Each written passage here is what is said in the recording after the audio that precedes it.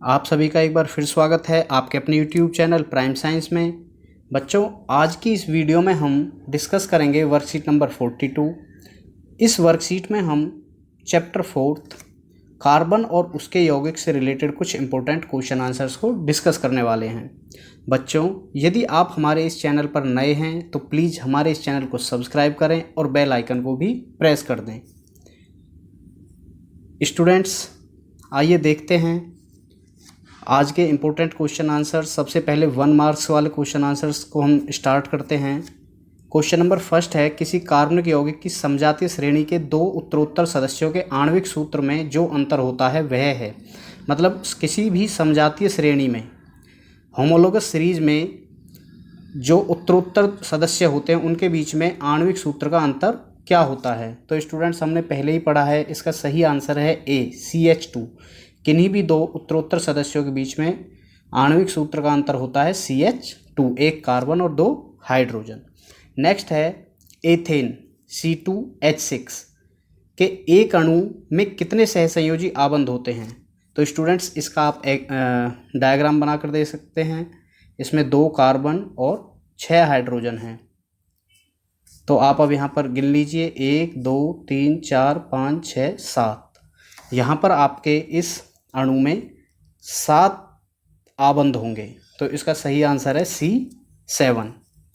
Next है, कार्बनिक यौगिकों के क्रम में दूसरा सदस्य जिसका सामान्य सूत्र CnH2n है, इसका हमें बताना है कि दूसरा सदस्य कौन सा होगा।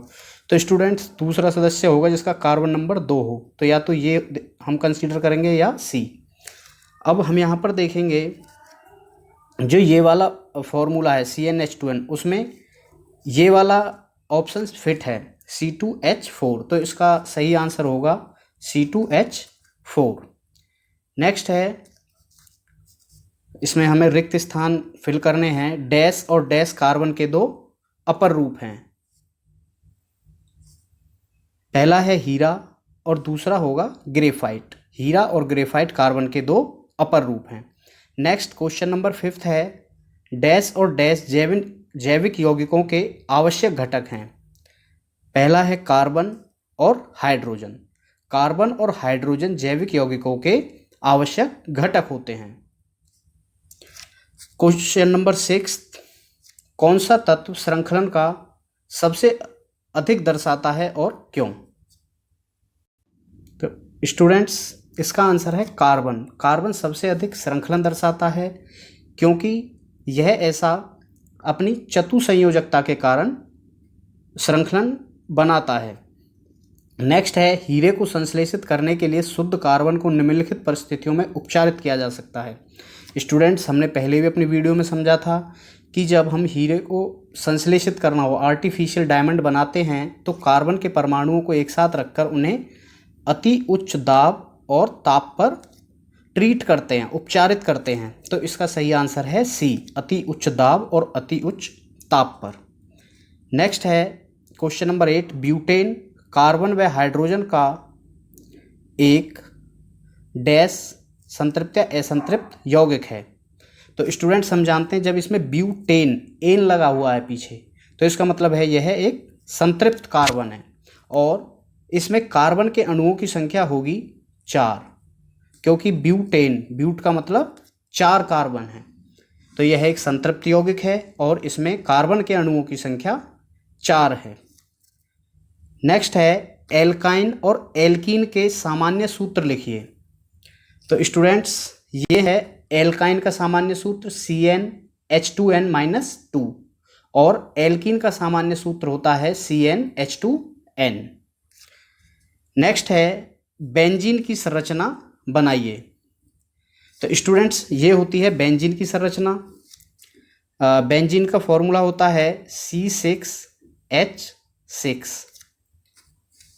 यहाँ पर आप देखेंगे 6 कार्बन रिंग की शेप में अटैच हैं और 6 कार्बन पर 6 हाइड्रोजन भी जुड़े हुए हैं।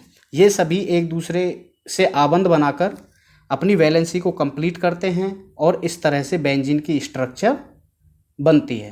तो बच्चों, यह है बेंजीन की संरचना।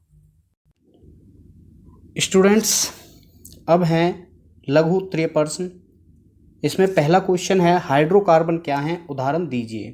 तो बच्चों हमने पहले ही पढ़ा था ऐसे यौगिक जिनमें केवल कार्बन और हाइड्रोजन मिलकर यौगिक का निर्माण करते हैं उन्हें हम हाइड्रोकार्बन कहते हैं। इसके एग्जाम्पल हम देख सकते हैं जैसे मीथेन या ईथेन, प्रोपेन, ब्यूटीन, ईथीन, ये सभी जितने भी हाइड्रोकार्बन हैं ये ही इसके उदाहरण हैं। नेक्स्ट है कार्बन उत्कृष्ट गैस विन्यास कैसे प्राप्त करता है।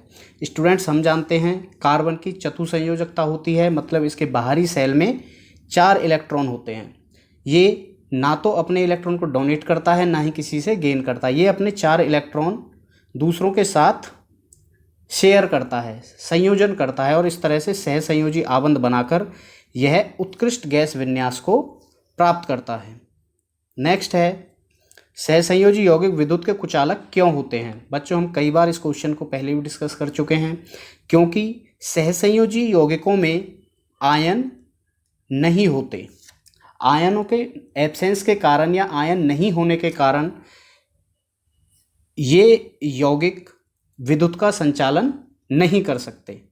नेक्स्ट है कार्बन यौगिकों की समजातीय श्रेणी को यह नाम क्यों दिया गया है। बच्चों क्योंकि हमने पढ़ा है, हमने देखा है जितने भी समजातीय श्रेणी के यौगिक होते हैं इन सब की संरचना, इनके भौतिक गुणधर्म और इनके रासायनिक गुणधर्म सभी एक समान होते हैं, इसलिए इनको समजातीय श्रेणी में रखा गया है। इनकी कैटेगरी को समजातीय श्रेणी का नाम दिया गया है। इसी में अगला है समजातीय श्रेणी के 2 उत्तरोत्तर सदस्यों के रासायनिक सूत्र लिखिए और बताइए कि इनका कौन सा भाग निर्धारित करता है भौतिक गुणधर्म और रासायनिक गुणधर्म। स्टूडेंट्स यहाँ हम देख सकते हैं ये 2 एग्जाम्पल हैं समजातीय श्रेणी के, मिथाइल एल्कोहल और इथाइल एल्कोहल। आप इसमें देखेंगे इसमें पूछा है कि भौतिक गुणधर्म कौन सा पार्ट डिसाइड करता है। तो इसमें जो कार्बन चेन है, जैसे हम देख रहे हैं CH3, ये जो पार्ट है ये इसके भौतिक गुणधर्म, और जो पीछे फंक्शनल ग्रुप प्रकार्यात्मक समूह अटैच है OH एल्कोहल, ये इसके रासायनिक गुणधर्म को निर्धारित करता है। जैसे हम इसमें देखें तो CH3 CH2, ये जो कार्बन चेन है, कार्बन श्रृंखला भौतिक गुणों को निर्धारित करती है, जबकि जो पीछे OH अटैच है ये इसके रासायनिक गुणों को निर्धारित करता है। क्वेश्चन नंबर 5 है समजातीय श्रेणी के यौगिकों की 3 विशेषताएं लिखिए। समजातीय श्रेणी के यौगिकों की संरचना, इनके रासायनिक गुण और भौतिक गुण लगभग एक समान होते हैं। इन यौगिकों के बीच में CH2 आणविक सूत्र का डिफरेंस होता है और इनके बीच में 14 यूनिट आणविक द्रव्यमान का अंतर होता है। ये 3 विशेषताएं समजातीय श्रेणी के यौगिकों की होती हैं। नेक्स्ट क्वेश्चन है क्वेश्चन नंबर 6, कार्बन की प्रकृति अद्वितीय क्यों है। क्योंकि हम जानते हैं कार्बन की एक यूनिक प्रॉपर्टी होती है कैटिनेशन, मतलब श्रृंखलन की, और इसकी वैलेंसी जो चतुसंयोजकता होती है। इसी के कारण कार्बन की प्रकृति अद्वितीय होती है। नेक्स्ट है C3H6 C4H8 C5H10 एक ही समजातीय श्रेणी से संबंधित हैं। क्वथनांक के बढ़ते क्रम में इन हाइड्रोकार्बन को संयोजित कीजिए। स्टूडेंट्स ये जो हाइड्रोकार्बन 3 हाइड्रोकार्बन दिए हुए हैं ये ऑलरेडी बढ़ते हुए बॉइलिंग पॉइंट में ही अरेंज हैं। सबसे पहले C3H6 का सबसे कम, उसके बाद C4H8, उसके बाद C5H10 का सबसे अधिक क्वथनांक होता है। नेक्स्ट है C5H10 का गलनांक व क्वथनांक C4H8 से अधिक क्यों है। क्योंकि C4H8 में C5H10 की तुलना में कार्बन की संख्या कम है, जिसके कारण इसका गलनांक व क्वथनांक भी कम होता है। इन यौगिकों के नाम लिखिए। स्टूडेंट्स इन यौगिकों के नाम हैं प्रोपीन, ब्यूटीन और पेंटीन। ये पहला प्रोपीन है, दूसरा ब्यूटीन और लास्ट में पेंटीन। नेक्स्ट है कार्बन के उन 2 गुणों की व्याख्या कीजिए जो हमारे चारों और कार्बन यौगिकों की अधिकता के लिए उत्तरदायी हैं। तो स्टूडेंट्स जो आंसर क्वेश्चन नंबर 6 का था कि एक तो श्रृंखलन और दूसरा इसके जो कार्बन के यौगिक बनते हैं वो बहुत ज़्यादा स्टेबल होते हैं और इसकी चतुसंयोजकता, ये जो गुण हैं इसी के कारण कार्बन यौगिकों की अधिकता होती है। नेक्स्ट है क्वेश्चन, लास्ट है ये, सहसंयोजी आबंध क्या है? ऐसे आबंध जो किन्हीं दो परमाणुओं के बीच में इलेक्ट्रॉन की साझेदारी के कारण बनते हैं उन्हें हम सहसंयोजी आबंध कहते हैं। कार्बन कुछ तत्वों के साथ सहसंयोजी आबंध बनाता है, इन तत्वों के नाम बताइए। देखो, कार्बन हाइड्रोजन के साथ, ऑक्सीजन के साथ, सल्फर के साथ सहसंयोजी आबंध बनाता है। फ्लोरीन क्या है? आप जानते हैं फ्लोरीन एक कार्बन का ही अपर रूप है। यह कार्बन के अन्य अपर रूप से किस प्रकार भिन्न है? स्टूडेंट्स, इसकी सबसे बड़ी जो विशेषता है फ्लोरीन की वो ये है कि इसके 60 परमाणु एक साथ होते हैं, एक मॉलिक्यूल में 60 परमाणु होते हैं और ये डायमंड की तरह ना तो बहुत अधिक चमकता है और ना ही ग्रेफाइट की तरह बहुत अधिक डल होता है। ये रूम टेम्परेचर पे सॉलिड होता है, तो इसलिए यह अन्य अपर रूपों से भिन्न होता है। अन्य अपर रूप कौन कौन से हैं? हीरा है और ग्रेफाइट है। नेक्स्ट है, निम्नलिखित की इलेक्ट्रॉनिक बिंदु संरचना बनाइए।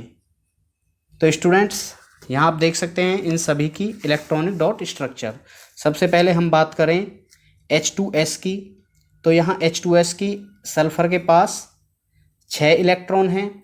इसने अपने 2 साथी हाइड्रोजन से इलेक्ट्रॉन शेयर किए हुए हैं, इस तरह से ये अपनी संयोजकता कंप्लीट करता है।